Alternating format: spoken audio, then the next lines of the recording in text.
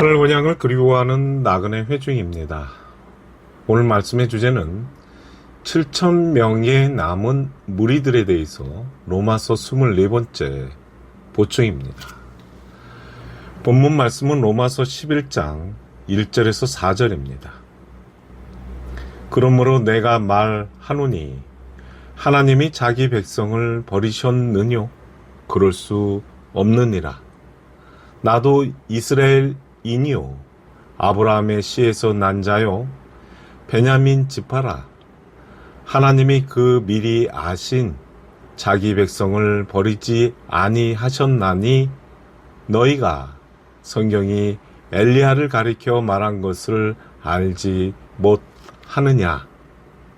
저가 이스라엘을 하나님께 송사하되 주여 저희가 주의 선지자들을 죽였으며 주의 제단들을 헐어버렸고 나만 남았는데 내 목숨도 찾나이다 하니 저에게 하신 대답이 무엇이뇨?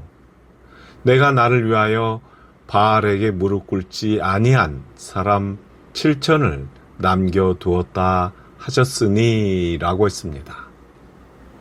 여기 사도 바울이 참 이스라엘인이라고 하면서 아브라함의 씨에서 난 베냐민 지파라는 말씀의 의미에 대해서 자세히 알아보겠습니다. 이 말씀은 창세기 35장 18절에서 19절에 보면 그가 죽기에 임하여 그 혼이 떠나려 할 때 아들의 이름은 베논이라 불렀으나 그 아비가 그를 베냐민이라 불렀더라. 라헬이 죽음에 에브랏 곧 베들레헴 길에 장사되었고 라고 했습니다.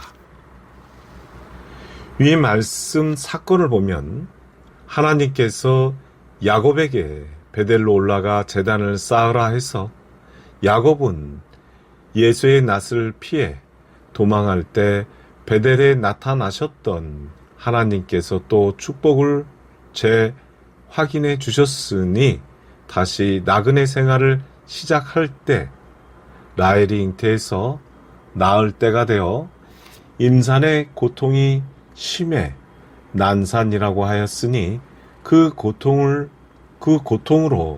죽느냐 사느냐 하는데 산파는 두려워 말라 등납하게 되었다는 말을 하는 것입니다. 라헬이 죽기 임박해서 아들을 낳고 이름을 베논이 곧 슬픔의 아들이라 하였지만 야곱이 베냐민 오른손의 아들이라고 하였는데 이 말은 야곱이 라헬을 사랑하므로 라헬이 낳은 아들을 또 사랑하는 것입니다. 그러므로 오른손의 아들이라는 말은 복음 차원에서 볼 때 영적인 아들, 참 아들이라는 뜻이 내포되어 있습니다. 그러므로 오늘날 사도 바울의 베냐민 지파라는 말씀이 후사들의 믿음 안에 참아들이라는 말씀이 적용이 되는 것입니다. 성서는 옛 언약의 약속이 믿음 안에 이루어지는 것은 복음의 그림자가 되어 새 언약으로 예언된 우리 심령 안에 이루어져야 복음이라는 생명의 말씀과 한 몸이 될 때 베냐민이라는 참 아들을 소유하는 것입니다. 창세기 35장 19절에서 20절에 라헬의 죽음은 무엇을 의미하는지 라헬의 묘비를 어디에 세웠는가요? 그것은 바로 베들레헴인데 히브리어로 베이트 레헴에서 온 말인데 베이트는 집 또는 가정을 뜻하고 레헴은 빵을 뜻하지만 성경적 맥락에서 볼 때는 하늘의 양식 또는 생명의 터전을 암시하고 있습니다. 즉 베들레헴은 나그네 삶의 길에서 하늘 양식으로 베논이 곧 슬픔의 아들인 육적 소욕을 상징하는 기복적 믿음이 죽고 새하늘과 땅이 생명을 얻을 때 베냐민 곧 복음의 아들이 믿음 안에서 탄생되는 것처럼 나그네 길에서 예수 그리스도의 정신으로 거듭나는 것입니다. 이런 성경의 뜻을 알고도 나그네 삶으로 말씀에 순종하지 못하면 영적 아들인 복음을 소유할 수가 없는 것입니다. 그냥 문자적인 구약과 신약만 아는 현대판 유대인이 되는 것입니다. 그렇다면 사도 바울의 겉과 속사람의 마음을 오늘날 복음의 후손으로서 그분의 나그네 생애를 상기할 수 있는데, 본문에 사도 바울께서 영적 아들을 피력을 할 때 믿음의 선지자 엘리야 사건을 끌고 와서 기복세상의 땅의 마음을 상징하는 바알에게 무릎 꿇지 않는 7,000명을 남겨두셨다고 하였습니다. 이 말씀은 열왕기상 19장 18절을 보면 내가 이스라엘 가운데 7,000인을 남기리니 다 무릎을 바알에게 꿇지 아니하고 다 그 입을 바알에게 맞추지 아니한 자니라 라고 한 바알의 무릎을 꿇지 아니한 7,000명은 오늘날 누구를 말하는 것입니까? 7,000명의 숫자로 상징한 의미는 복음을 소유한 참 아들, 곧 영적 베냐민을 소유한 나그네를 말하는데, 이러한 자를 오늘날 멜기세덱의 정신을 이어받은 영적 사도를 상징적 비유로 말한 것입니다. 바알에게 입맞추지 않고 무릎을 꿇지 아니한 나그네 정신을 준비하는 사람들이 있는가 하면 그리스도의 머리에 붙어있는 참 나그네가 있는 것입니다. 이 말씀은 고린도전서 11장 1절에서 3절을 보겠습니다. 내가 그리스도를 본받은 자 된 것 같이 너희는 나를 본받는 자 되라.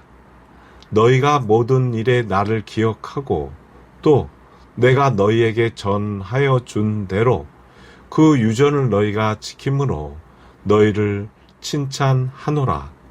그러나 나는 너희가 알기를 원하노니 각 남자의 머리는 그리스도요 여자의 머리는 남자요 그리스도의 머리는 하나님이시니라 라고 했습니다. 여기 머리는 하나님이시고 남자의 머리는 그리스도이고 여자의 머리는 남자라고 하듯이 남자는 복음을 상징하고 여자는 율법으로 비유하였는데, 율법은 두 여자가 있듯이 슬기로운 5 처녀와 미련한 처녀가 있고, 즉 두 여자 중 하나는 율법에 술 취한 여자이고 또 한 여자는 율법의 잠에서 깨어난 선한 율법이 있는 것입니다. 이러한 말씀은 로마서 7장 16절에서 18절에 보면 내가 이로 율법에 선한 것을 시인하노니 이제는 행하는 자가 내가 아니요 내 속에 거하는 죄니라 라고 하듯이 나그네 삶 속에 예수 그리스도의 정신을 시인하는 선한 율법이 있지만 내가 아니요 내 속에 거하는 육체의 죄를 깨달음을 얻을 때 나그네 생애로 예수 그리스도의 정신을 시인하는 것입니다. 이러한 나그네 정신을 소유한 자들을 성경에서는 오늘날 남은 무리의 나그네를 7,000명으로 상징하고 비유한 것입니다. 세상 모든 책은 머릿말과 본론 그리고 결론으로 마무리를 하듯이 구속 역사서인 성경 또한 서론, 본론, 결론으로 나누고 있습니다. 서론은 창세기고 본론은 복음과 율법으로 이루어진 이스라엘의 역사이고 심령의 결론은 요한계시록으로 마무리가 되는 것인데, 옛 언약과 새 언약의 빛과 그림자로 짝을 이루어진 것을 이사야서 34장 16절에 보면 잊지 말라고 하셨습니다. 그리고 잠언서 2장 16절에 보면 그는 소시의 짝을 버리며 그 하나님의 언약을 잊어버린 자라라고 했습니다. 예수 믿는다고 하면서 세상이 유혹을 받아 짝하는 사람을 음녀라고 하는데 여기 그는 음녀를 말하는데 소시의 짝을 버리면, 즉 우리말로 하면 조강지처를 버리는 자는 하나님의 언약을 잊어버린 자, 곧 본문에 바알에게 입맞추고 기복 세상 땅의 마음에 무릎을 꿇는 그런 믿음은 하나님의 언약을 잃어버린 믿음을 말하는 것입니다. 그러니까 7,000명의 남은 자가 율법적 잠에서 죽은 자와 잠들어 쉬는 자의 사건을 자세히 살펴보겠습니다. 요한복음 11장 13절에서 14절에 보면 예수는 그의 죽음을 가리켜 말씀하신 것이나 저희는 잠들어 쉬는 것을 가리켜 말씀하심인 줄 생각하는지라. 이에 예수께서 밝히 이르시되 나사로가 죽었느니라 라고 했습니다.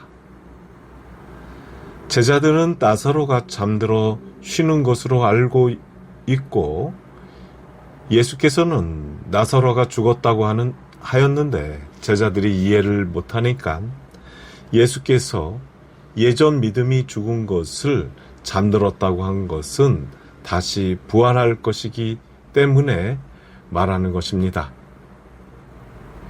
우리 믿음이 거듭나고 성장하는 것은 복음의 참 아들 베냐민으로 소유하는 그 자체가 부활이며 복음을 소유한 나그네의 삶은 영생의 그림자로서 우리 심령 안에 하늘 생명을 올바른 성세의 말씀으로 비추어 주실 때 하나님의 마음을 앙망하는 것입니다. 그러면 이것으로 7,000명의 남은 무리들에 대해서 로마서 24번째 보충 말씀을 마치겠습니다.